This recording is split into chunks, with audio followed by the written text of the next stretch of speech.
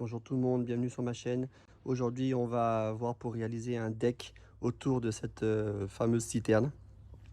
Donc un deck de propreté, vous voyez, pour faire le contour, pour que ce soit plus agréable. Donc on va essayer de faire un deck pas cher, mais qui sera quand même solide. Donc il faut partir quand même sur des lattes comme celle-ci. Donc lisse d'un côté, striée de l'autre. On délate en 120. Donc je pense que ça c'est le minimum pour ne pas que ça fasse effet ressort quand on monte dessus. On va pas faire de maçonnerie. Je vais simplement utiliser ces petits plots, vous voyez, qui sont réglables. Donc on peut les ajuster, monter, descendre.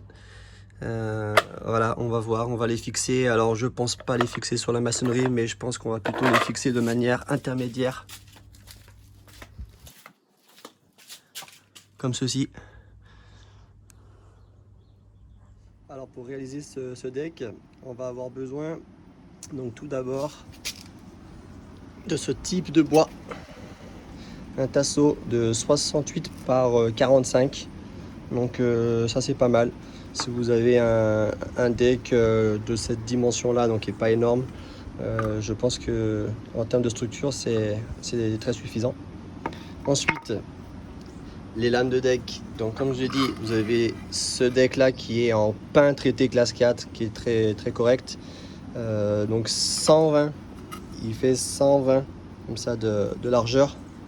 Donc c'est pas mal. Donc un côté strié, l'autre lisse. Donc vous pouvez l'utiliser comme vous voulez, à votre convenance, il n'y a pas de problème. À savoir que le côté strié, si vous avez pas mal de boue, comme ici, le côté strié sera bien souvent toujours sale et difficile à nettoyer, alors que le côté lisse, c'est beaucoup plus simple à nettoyer. Ensuite, les supports en plastique réglables, donc ça c'est pas mal. On n'est pas obligé de faire des petits plots en béton pour pouvoir poser la structure du deck et le deck. On peut donc utiliser uniquement ces petits supports qui sont effectivement réglables. Donc ça c'est vraiment pas mal. Hein, c'est posé à même le sol comme ça. Et ensuite vous allez pouvoir le tourner, l'orienter. Donc à votre convenance. Donc vraiment, si vous êtes pas bon dans la maçonnerie, ben voilà, ce deck là il est vraiment facile, accessible à tout le monde. On n'est pas obligé de faire de grosses choses, de grosses préparations. Donc voilà, je reviens donc ensuite sur les vis. Donc là je vous préconise de prendre ces vis. Ces vis là, elles sont intéressantes parce que en fin de compte, donc elles sont en inox, donc ça c'est pas mal. Mais vous allez avoir en fait une tête assez large et avec un embout spécial étoilé. Et là vous allez pouvoir faire du bon travail avec ce type de visserie. Alors là, comme vous pouvez le constater, j'ai fait une petite saignée.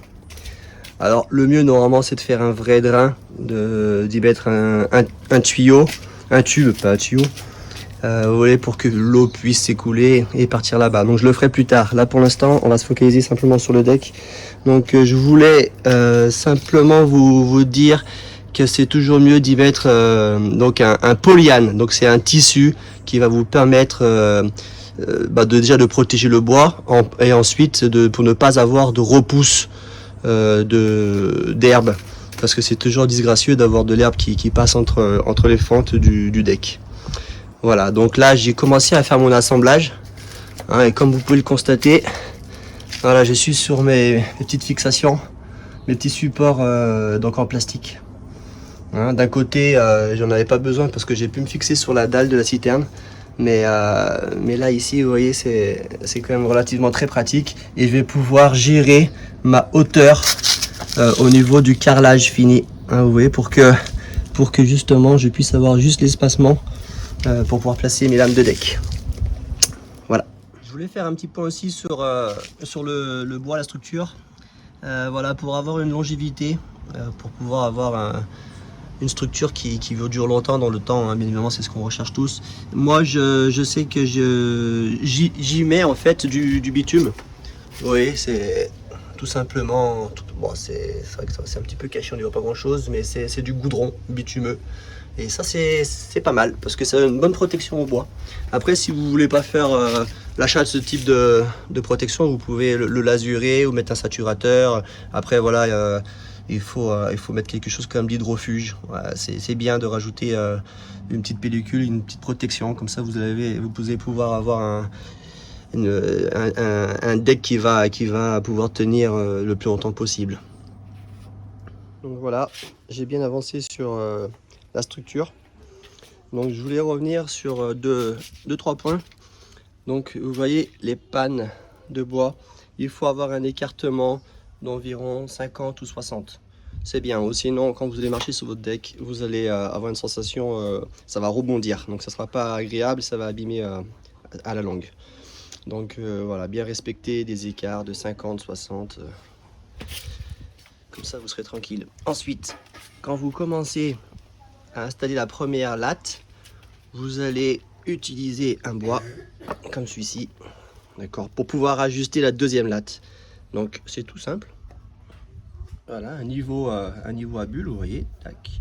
Vous le positionnez. On voit que la bulle, elle est pratiquement parfaite. Voilà, ça veut dire que vous êtes sur la bonne hauteur. Donc si c'est pas le cas, pensez toujours, vous avez vos petits réglages. Donc ça c'est toujours intéressant pour pouvoir mettre à niveau ensuite le deck. Donc une fois que vous avez fait ça, vous allez pouvoir visser. Vous voyez, il y a une petite vis ici. Voilà, comme ça la structure sera maintenue. Donc j'ai mis le géotextile, enfin pas le géotextile, j'ai mis donc la protection pour que l'eau puisse bien s'écouler, vous voyez. Hein, donc je suis en train de finir. Voilà, dernière ligne droite. Donc maintenant on va faire l'assemblage des lames de deck. Donc que dire? Donc toujours utiliser les fameuses vis qui fonctionnent bien. Voilà, donc là, là du coup je me suis fixé sur la dalle, hein, qui avait une petite dalle sur le côté, donc je me suis fixé dessus. Voilà, donc il faut juste respecter un espace. Donc vous pouvez vous prendre un petit forêt comme ça, vous voyez, pour vous faire les écartements. Il faut que les écartements soient les mêmes.